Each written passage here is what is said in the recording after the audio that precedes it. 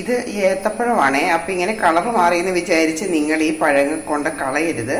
ഇത് തൊണ്ട് പൊളിച്ചിട്ട് നമുക്ക് നല്ല അടിപൊളിയായിട്ട് ഒരു ഡിഷ് ഉണ്ടാക്കാം. അടിപൊളിയായി ഒരു നല്ലൊരു പലഹാരം ഉണ്ടാക്കാം. അപ്പോൾ അതെങ്ങനെയാണെന്ന് ഞാൻ കാണിച്ചു തരാം. അപ്പം ഇത് കളറ് മാറിയെന്ന് വെച്ച് ചിലർ ചീത്തയാന്ന് പറഞ്ഞ് കൊണ്ട് കളയും. അങ്ങനെ ഒരിക്കലും കളയില്ല കേട്ടോ. നല്ല ഹെൽത്തി ഫുഡ് നമുക്ക് ഉണ്ടാക്കാൻ പറ്റും. നല്ലൊരു അപ്പോൾ തൊലിയൊക്കെ കളഞ്ഞ് നമ്മൾ ഏത്തപ്പഴം, നേന്ത്രപ്പഴം ഇങ്ങനെ എടുത്ത് വെച്ചിട്ടുണ്ടോ ഉണ്ടാക്കാൻ വേണ്ടി. അപ്പോൾ കണ്ടോ, അതിൻ്റെ പുറത്തെ തോടെല്ലാം കളഞ്ഞതിന് ശേഷം നല്ല നീറ്റായി ഒരു കുഴപ്പമില്ലാത്ത നേന്ത്രപ്പഴം. അപ്പോൾ നമുക്കിതിനെ നല്ലൊരു അടിപൊളി ഹെൽത്തി ഫുഡ് ഉണ്ടാക്കാം. നിങ്ങൾക്ക് ഇഷ്ടപ്പെട്ടെങ്കിൽ ലൈക്ക് ചെയ്യുക, ഷെയർ ചെയ്യുക, ബെല്ലൈക്കൺ പ്രസ് ചെയ്യുക, കമൻറ്റ് ബോക്സിൽ കമൻറ്റ് ഇടുക. ഈ വീഡിയോ നിങ്ങൾ സ്കിപ്പ് ചെയ്യാതെ കാണണേ.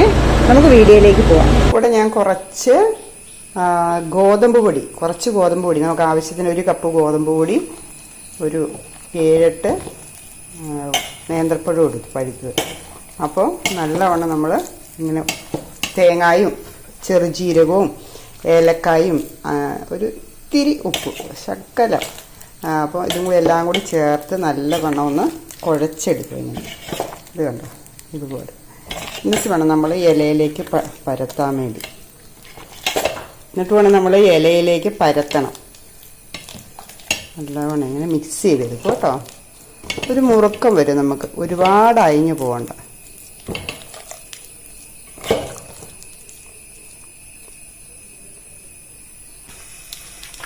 ഇത് ജസ്റ്റ് ഇങ്ങനെ ഒന്ന്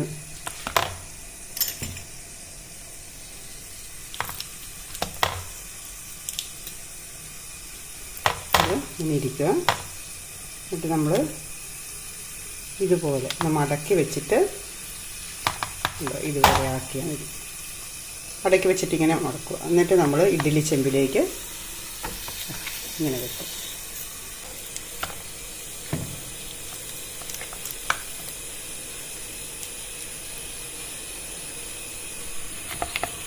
എല്ലാം ഇങ്ങനെ പതിയെ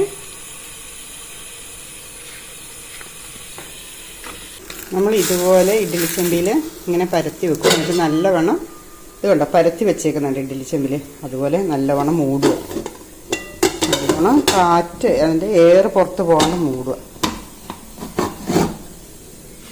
ഇതുപോലെ മൂടി ഇതുപോലെ ഇഡ്ഡലി ചെമ്പിൽ വെള്ളം തിളച്ചതിന് ശേഷമാണ് ഇങ്ങനെ ചെയ്യേണ്ടത്. ഇനി നമ്മൾ ഇടാം.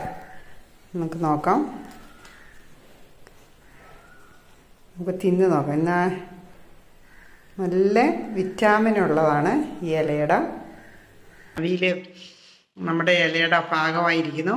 നമുക്ക് തിന്ന് ടേസ്റ്റ് ചെയ്ത് നോക്കാം എങ്ങനെയുണ്ടെന്ന്.